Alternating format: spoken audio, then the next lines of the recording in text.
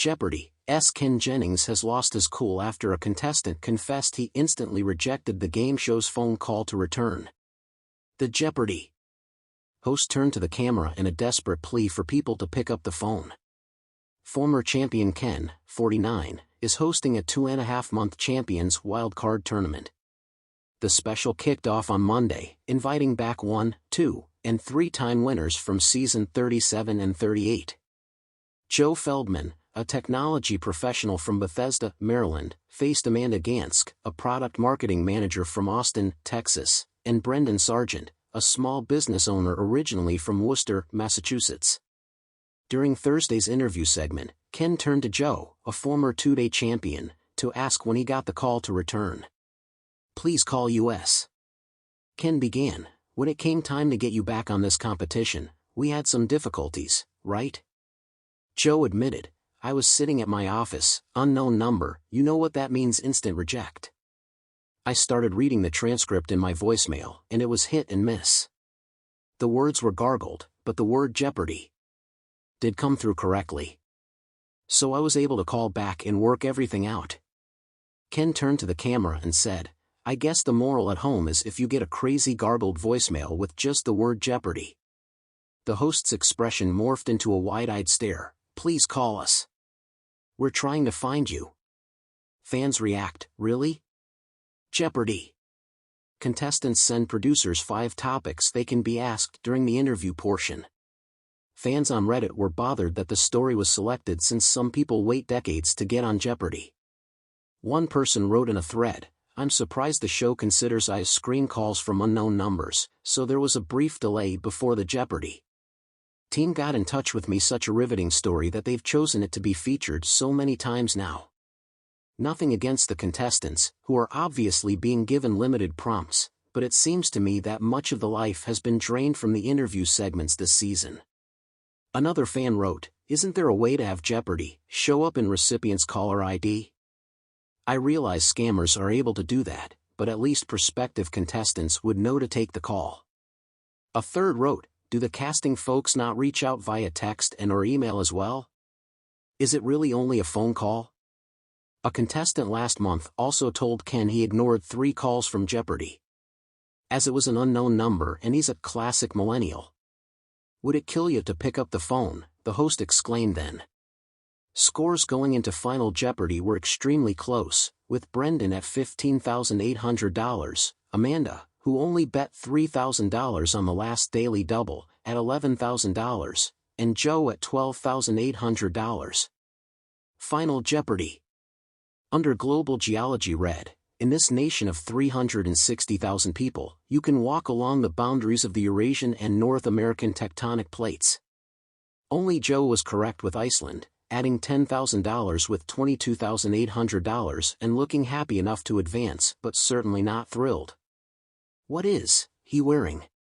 Joe first appeared last June wearing a form-fitting quarter-zip neon-patterned pullover.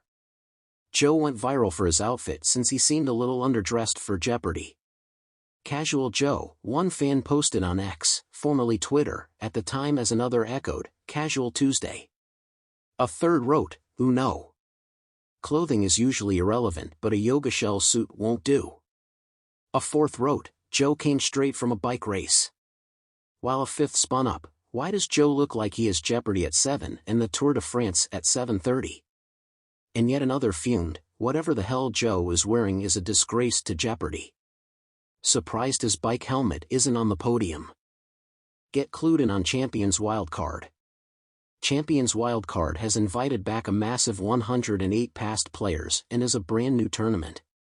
It includes the 3 winners from the Second Chance tournament, which kicked off season 40 last month.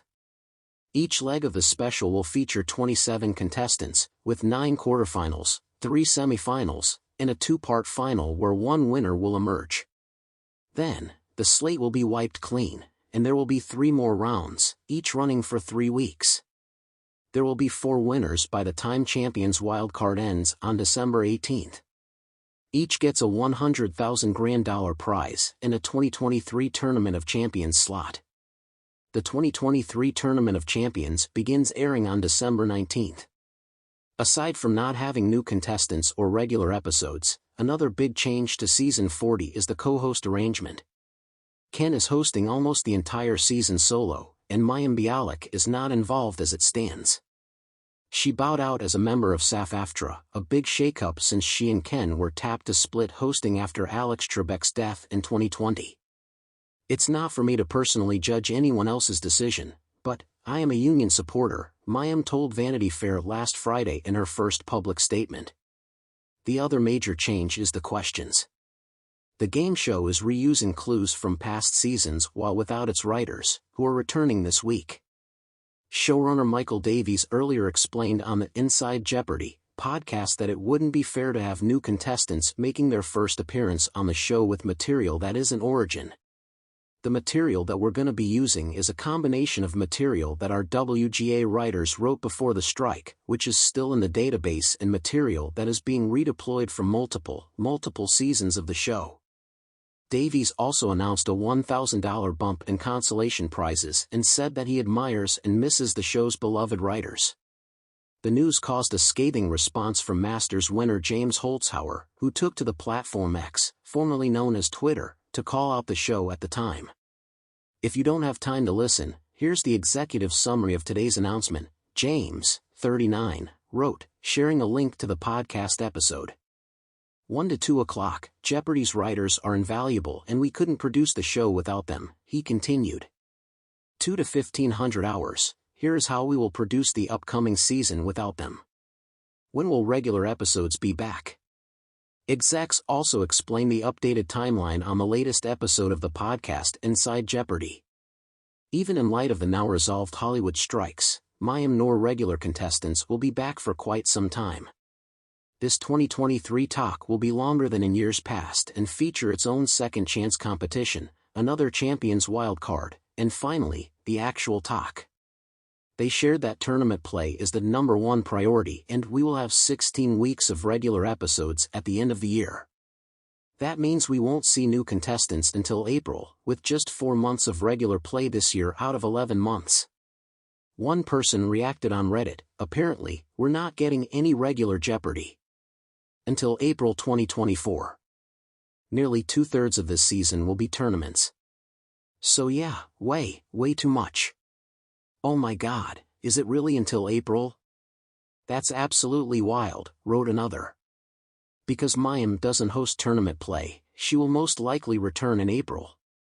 Ken and mayim were tapped as Alex's replacements in 2022, and they're not the only new faces on the beloved trivia show. E.P. Davies took over as showrunner in 2021 after the disgraced Mike Richards was ousted, filling a role that hadn't changed hands before them in 20 years.